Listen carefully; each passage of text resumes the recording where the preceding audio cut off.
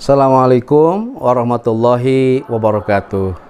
Saya Aang Ridwan mengajak pada seluruh kaum muslimin muslimat, mukminin mukminat, terkhusus keluarga besar atau Sivitas Akademika UIN Sunan Gunung Jati Bandung untuk bisa sedekah, like, komen, share, juga subscribe untuk channel YouTube Masjid Iqomah UIN Sunan Gunung Jati Bandung. Insya Allah setiap like, share, komen, juga subscribe dari jamaah untuk Masjid UIN Bandung akan dibalas oleh Allah dengan pahala yang berlipat ganda. Sekian, Assalamualaikum warahmatullahi wabarakatuh. Nasta'inuhu wa nastaghfiruh wa na'udzu billahi min syururi anfusina wa min sayyiati a'malina. May yahdihillahu fala mudhillalah wa may yudlil fala hadiyalah. Asyhadu an la ilaha illallah wahdahu la syarikalah wa asyhadu anna Muhammadan abduhu wa rasuluh. Allahumma shalli wa sallim wa barik ala hadzal nabiyil karim sayyidina wa maulana Muhammadin wa ala alihi wa ashabihi wa tabi'ina ila yaumiddin. Qala Allah ta'ala fil Qur'anil Karim, a'udzu billahi minasy syaithanir rajim. Bismillahirrahmanirrahim. Ya ayyuhalladzina amanu taqullaha haqqa tuqatih wa la tamutunna illa wa antum muslimun. Wa qala an-nabiyyu sallallahu alaihi wasallam, ittaqillaha haitsu ma kunta wa atbi'is sayyi'atal hasanata tamhuha wa khaliqin nasa bi khuluqin hasanin. Jamaah salat Jumat yang dimuliakan Allah Subhanahu wa taala. Kita bersyukur Allah Subhanahu wa taala masih memberikan banyak sekali kenikmatan. Salah satunya kita masih diberi kehidupan, masih diberi kesempatan, kesehatan, hidayah, taufik, sehingga kita bisa menjalankan salah satu perintah Allah yang sangat agung, yaitu sholat Jumat ini. Salawat dan salam mudah-mudahan tetap tercurah untuk baginda Nabi Muhammad SAW, keluarganya dan para sahabatnya serta para pengikutnya hingga akhir zaman.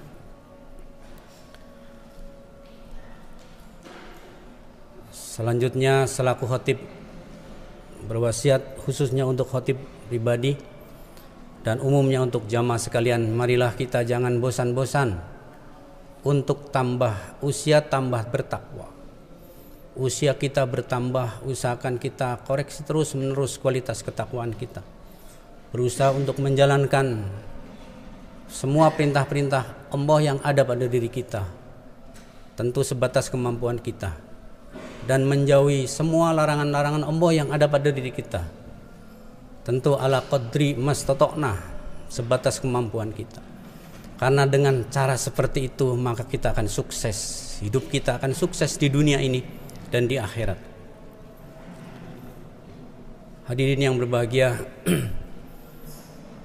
pada kesempatan ini khatib ingin mengawali khutbah dengan satu kisah yang sangat menarik.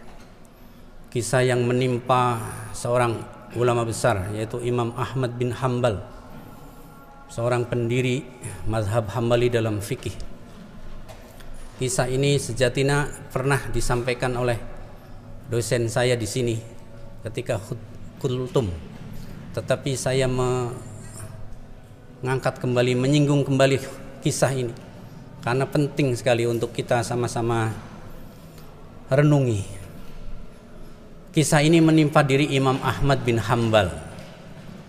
Beliau ini adalah murid imam kita, Imam Asy-Syafi'i, dan sekaligus guru hadis, guru imam hadis, yaitu Imam Bukhari. Jadi Imam Ahmad itu murid Imam Syafi'i dan gurunya Imam Bukhari. Imam Ahmad lahir sekitar tahun 164 Hijrah, sedang Imam Syafi'i lahir sekitar 150 Hijrah. Jadi guru murid selisihnya sekitar 14 tahun. Sedang Imam Bukhari lahir sekitar 194 Hijrah. Jadi sekitar 30 tahun berselisih usia dengan Imam Ahmad bin Hanbal. Sebagaimana kita tahu, Imam Ahmad bin Hanbal ini hidupnya lama di Baghdad. Sampai ketika Imam Syafi'i datang ke Baghdad pun Imam Ahmad di situ. berguru kepada Imam Syafi'i. Sampai Imam Syafi'i meninggalkan kota Baghdad sekitar tahun 195 Hijrah, Imam Ahmad masih tetap di Baghdad. Sehingga Imam Ahmad itu dikenal ulama paling top di zaman itu. Sangat terkenal, muridnya banyak. Terutama setelah Imam Syafi'i pergi ke meninggalkan Baghdad. Karena Imam Syafi'i di akhir hayatnya di Mesir. Jadi ketika Imam Syafi'i sudah tidak ada di Baghdad, maka ulama yang paling top waktu itu adalah Imam Ahmad bin Hambal. Entah kenapa satu ketika Imam Ahmad ini terdorong hatinya untuk pergi ke Kufah, padahal tidak ada undangan siapapun, tapi batinnya mengatakan kamu pergi ke Mekah, kamu pergi ke Kufah, hei Imam, kamu pergi ke Kufah.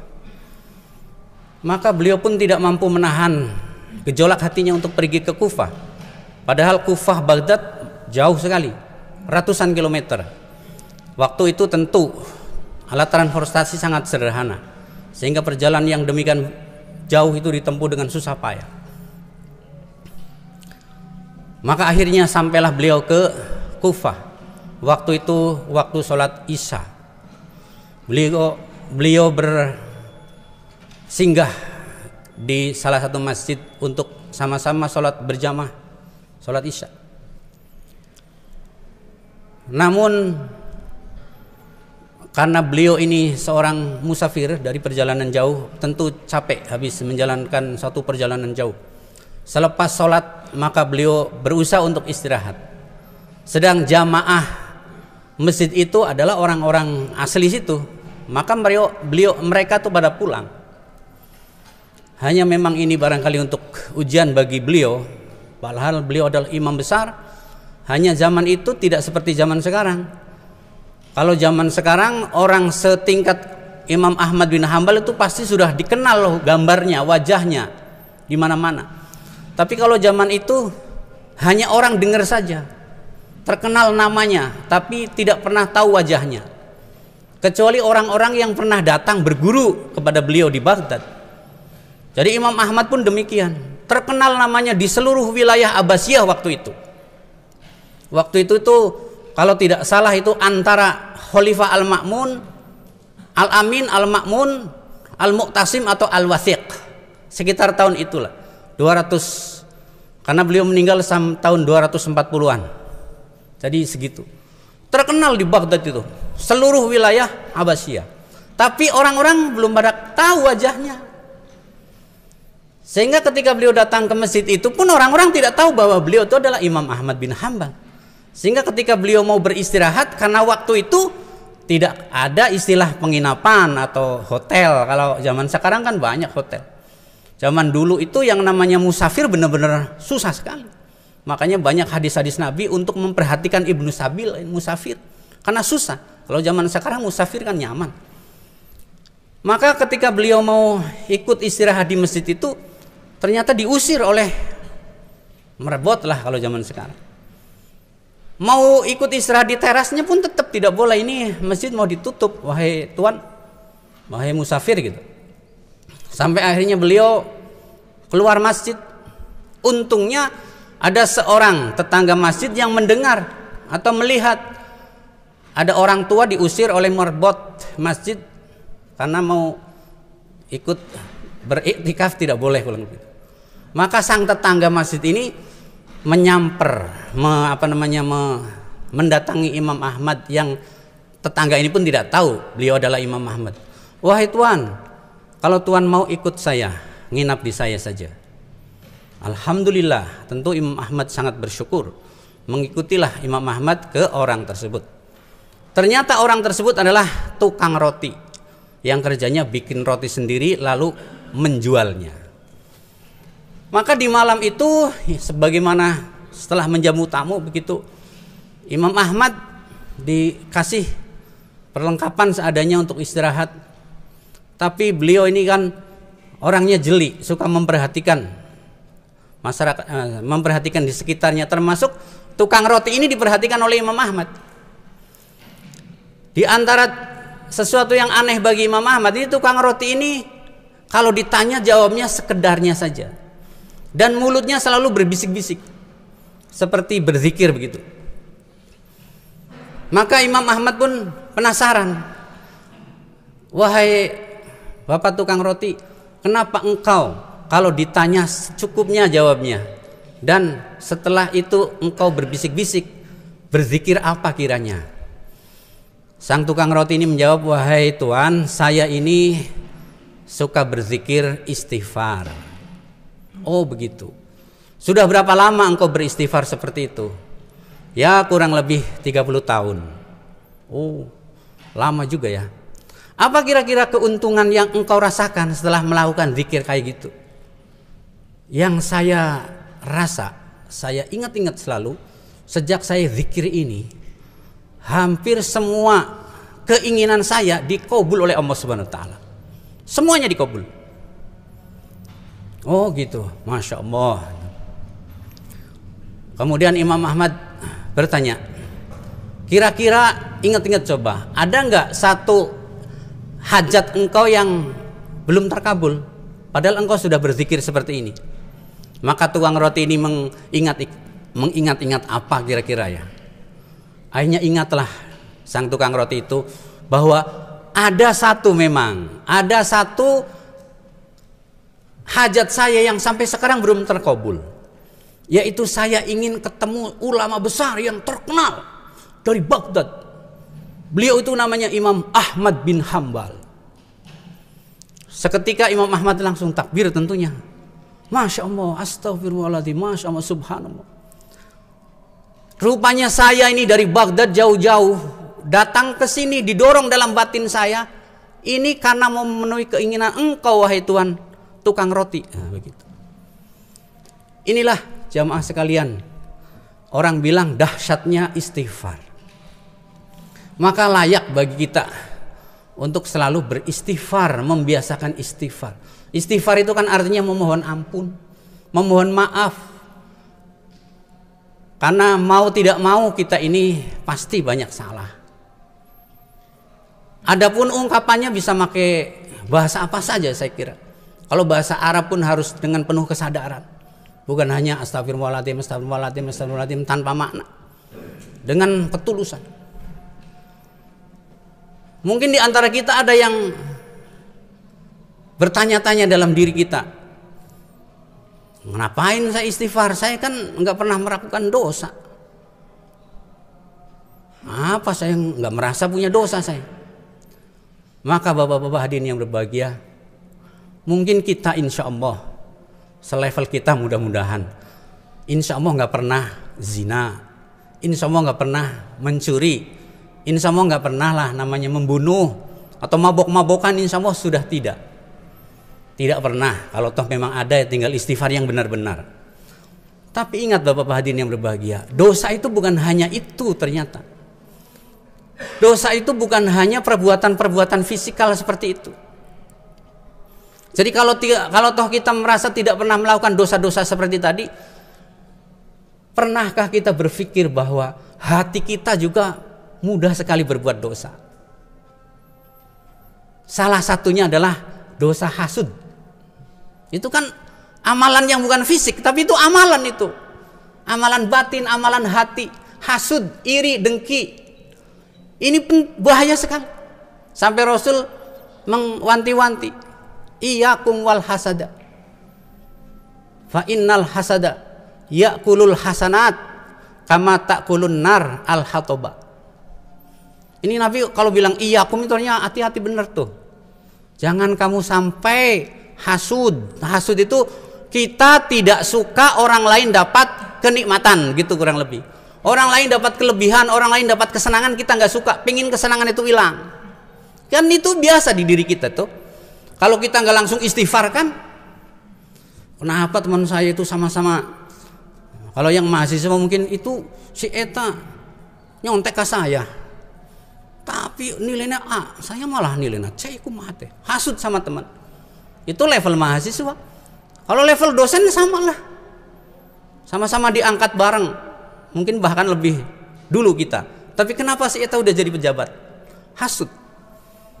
Di antara orang yang hasud itu selevel dengan selevel.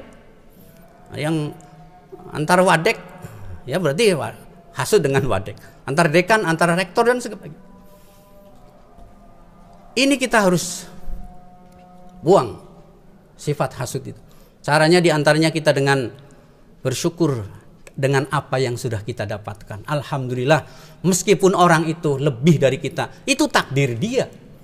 Takdir saya sendiri. Kenapa kita mesti ngejar-ngejar takdir orang? Itu ikan yang di air nggak pernah iri hasud kepada burung yang terbang. Demikian juga orai, ular nggak pernah iri menjadi monyet. Karena masing-masing punya takdirnya sendiri-sendiri. Kita mensyukuri. Alhamdulillah. Tapi ini bahaya. Karena itu kalau kita muncul ada rasa hasud kayak gitu, langsung astagfirullahaladzim, astagfirullah. Itu sering muncul, hampir di setiap keadaan.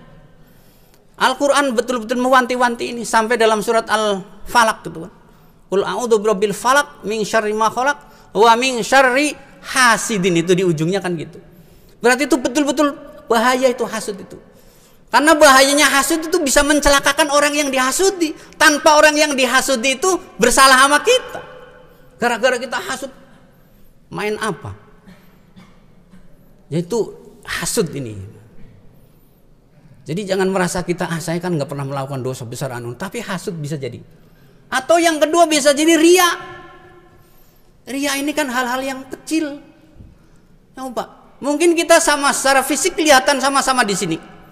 Duduk bersama. Tapi di hadapan Allah bisa beda-beda nilainya. Tergantung niatnya. Kalau niat kita ria, 0. Bahkan dalam hadis riwayat Muslim, orang ria itu bukan 0 nilainya. Malah kalau di Sunda kan ada istilah capek gawe teka pake. Kalau ria itu bukan capek gawe teka pake hungkul, tapi capek gawe malah maneh dapat siksa. Sudah nggak dibayar malah disiksa. Itu ria. Ria itu kan artinya beramal baik tetapi niatnya untuk selain Allah. Itu ria secara umum artinya begitu. Harusnya kita beramal apapun itu kan niatnya mukhlishina lahuddin. Tapi karena orang lain. Maka kita bisa duduk di sini karena yang lain. Atau kita melakukan apa saja yang lain. Itu sering itu ria. Maka astagfirullahaladzim, ya Allah, kok saya masih ria juga. Udah seusia ini masih ria, mau kapan? Istighfar itu nangisi diri. Dalam riwayat Muslim itu mengerikan sekali. Ada 3 golongan orang yang top-top ini. Kalau dilihat secara kasat mata, ini orang ahli surga. Tapi nyatanya di hadapan Allah diseret ke neraka. Pertama, orang mati syahid. Coba bapak-bapak hadirin yang berbahagia. Orang mati syahid ini itu dipanggil oleh Allah, wahai hambaku, engkau dulu saya kasih nikmat segini, segini, segini. Untuk apa semuanya itu sampai habis? Maka orang ini menjawab, ya Allah, nikmat-nikmatmu sudah aku pakai untuk pengorbanan, perjuangan di jalan Allah, di jalanmu sampai aku pun mati syahid. Maka Allah menjawab, kadzabta, bohong maneh. Kamu bohong, kamu berjuang itu semata-mata agar kamu dikenal orang, supaya anta jari, kamu pemberani, top paling berani. Sering kita kan, apalah berjuang apa terus supaya orang ngetop, yang lihat saya ngetop. Itu nggak ada apa-apanya, bukan hanya capek gawe, malah disiksa. Maka orang ini fasuhiba ala wajhihi summa ulqiya ilan nar.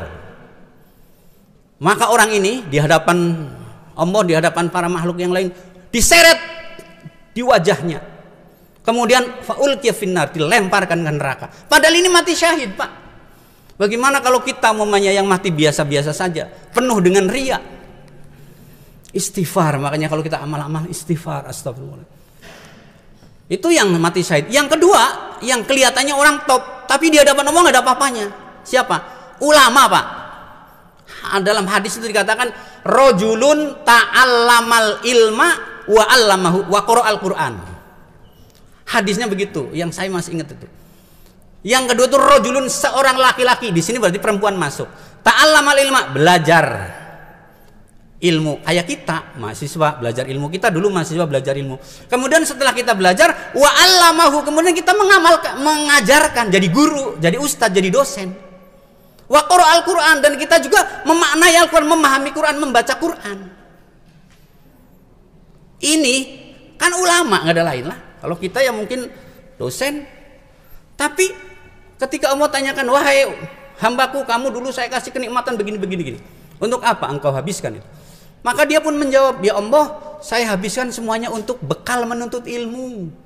Lalu setelah saya punya ilmu, saya ajarkan kepada murid-muridku. Kemudian saya pun mengajarkan Al-Quran.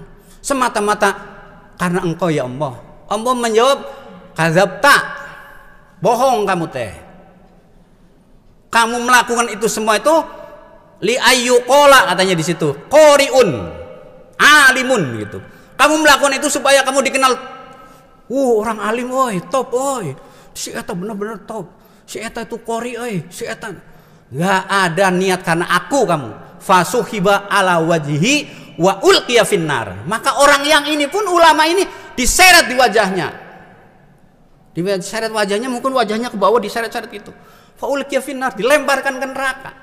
Kelihatannya ulama, Pak. Ini saya kadang menangis. Jangan-jangan saya kena penyakit ria ini, Pak. Kelihatan itu bagus, kelihatannya bagus, tapi belum tentu itu ria, penyakit ria.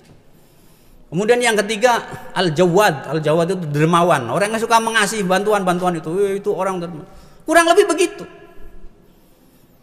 Jadi bisa jadi kita memang nggak pernah melakukan dosa besar, yang zina, membunuh, mabok-mabokan gitu. Tapi bebaskah kita dari sifat hasud? Bebaskah kita dari sifat ria? Atau dari yang lain-lain, seperti kita mengambil hak orang lain tanpa kita sadari, umpamanya. Mengambil hak orang lain tanpa kita sadari. Atau kita menyakiti orang lain. Kan kita kadang nggak terasa. Kita ngomong trek, padahal itu kata-kata itu melukai teman kita. Yang seperti itu segera. Kalau yang kayak gini nggak cukup dengan istighfar, yang kayak gini mah. Kalau yang tadi istighfar cukup. Itu namanya hakul kholiq. Kalau yang ini hakul adami. Jadi kalau menyangkut dengan hak Adam sesama kita, itu nggak cukup dengan istighfar, lebih susah. Kita ngomong orang itu sakit hati, kita segera minta halal. Kalau itu omongannya. Kalau kita umpamanya ngambil barang haknya, katakan kita sebagai bos, itu anak buah sudah bayar, kita udah kerja, kita belum bayar. Atau kita sebagai anak buah sudah digaji tapi kita belum kerja, kan kita ngambil hak orang lain. Ini yang kayak gini tuh harus minta halal ke orang yang bersangkutan, di samping istighfar tentunya.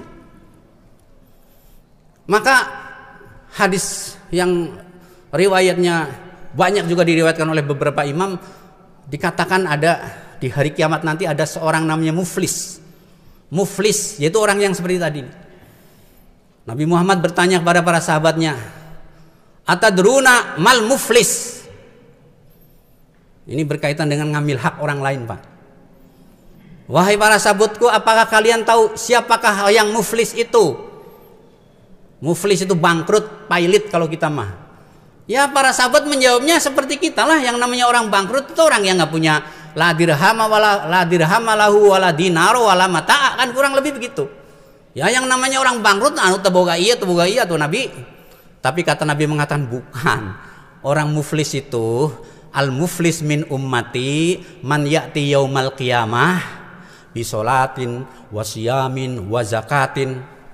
Orang muflis di hari kiamat itu orang muflis umat saya itu adalah orang yang nanti pada hari kiamat membawa banyak pahala, sholatnya dibawa banyak, puasanya dibawa, pahalanya banyak, zakatnya dibawa, dan amal-amal yang lain tentu banyak pahala dibawa.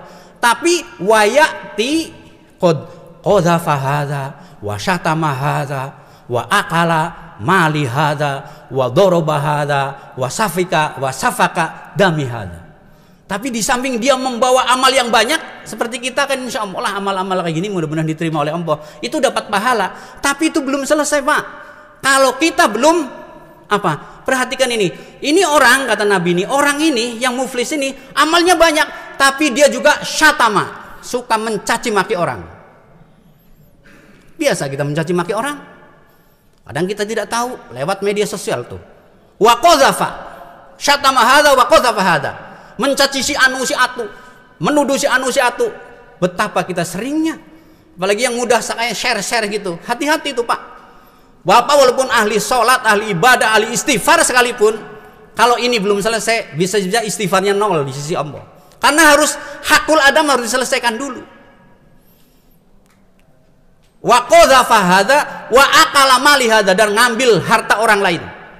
Ini yang bos-bos itu atau yang atasan-atasan atau siapa sajalah yang ngambil utang, katakan kita kalau punya utang jangan coba-coba, Pak.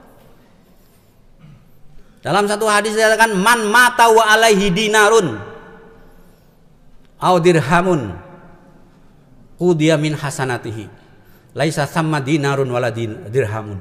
Orang yang mati dalam keadaan punya tanggungan 1 dirham atau 1 dinar, maka kebaikannya akan diambil. Ini hadis yang tadi panjang pun sama ujungnya itu. Udah amalnya banyak tapi dia suka mencela orang, mencaci orang, suka menyakiti orang. Maka kata Nabi itu nanti orang ini harus membayar semuanya itu. Termasuk katakan utangnya itu harus dibayar. Padahal di sana kan nggak ada pembayaran, di akhirat itu nggak ada pembayaran. Laisa thamma dinarun wala dirhamun. Di sana itu udah nggak ada dinar, nggak ada dirham, nggak ada rupiah. Terus bayarnya pakai apa? Qudiya min hasanatihi. Dibayar pakai kebaikan yang tadi itu. Kan pahala puasa ada banyak, pahala sholat ada banyak. Itu dipakai untuk bayarin. Orang yang pernah kita hibahin, ngomongin batur tah, hati-hati tah. Bayar tah. Orang yang pernah kita celak, bayar. Sampai karena kita mungkin dosa banyak berkaitan dengan orang, sampai kebaikan kita habis, pahala kita habis, itulah namanya muflis. Bangkrut itu orang kayak gitu, pailit orang itu. Maka setelah habis kebaikannya gimana? Pahalanya sudah habis, tapi yang nuntut masih banyak, hutang masih banyak. Apa akhirnya? Dia harus membayar harus menerima kejelekan orang yang menuntut itu.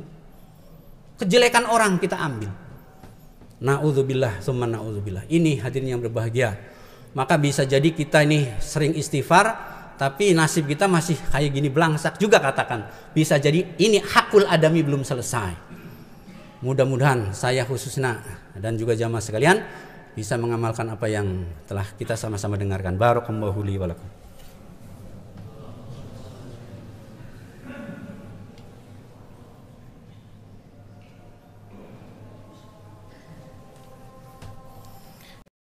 Alhamdulillahirabbil alamin wal 'aqibatu lil muttaqin wala 'udwana illa 'alal zalimin. Asyhadu an la ilaha illallah wahdahu la syarikalah wa asyhadu anna Muhammadan abduhu wa rasuluh. Allahumma shalli wa sallim ala sayyidina Muhammadin wa ala alihi wa ashabihi wat tabi'ina ila yaumiddin. Ya ayuhan nas ittaqullaha haqqa tuqatih wa la tamutunna illa wa antum muslimun. Qala Allah Ta'ala fil Qur'anil Karim, a'udzu billahi minasyaitonir rajim. Bismillahirrahmanirrahim. Innallaha wa malaikatahu yusholluna 'alan nabi ya ayyuhalladzina amanu shallu 'alaihi wa sallimu taslima. Allahumma shalli wa sallim ala sayyidina Muhammadin wa ala alihi washabihi ajmain. Amin ya rabbal alamin. Allahumma ighfir lil muslimina wal muslimat wal mu'minina wal mu'minat al ahya'i minhum wal amwat innaka sami'un qaribun mujibud da'wat wa ya qadiyal hajat.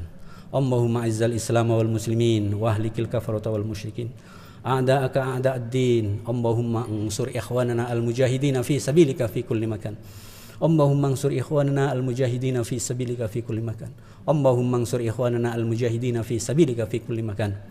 Allahumma la tuzigh qulubana ba'da idh hadaitana wa hab lana min ladunka rahmah innaka antal wahhab. Rabbana atina fid dunya hasanah wa fil akhirati hasanah wa qina adzabannar.